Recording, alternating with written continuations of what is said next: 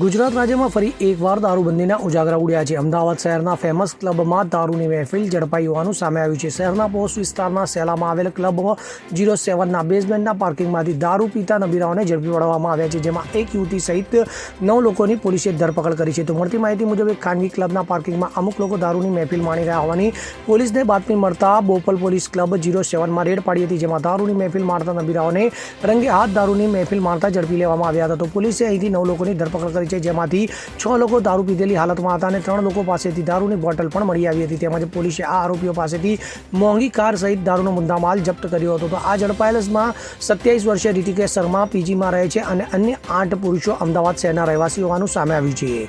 Bureau report CN24 news. હવે જુઓ દેશ દુનિયાની તમામ ખબરો તમારી આંગળીના ટેરવે। ઉઠાવો મોબાઈલ અને ગૂગલ પ્લે સ્ટોર પરથી ડાઉનલોડ કરો અમારી CN24 ન્યૂઝ મોબાઈલ એપ।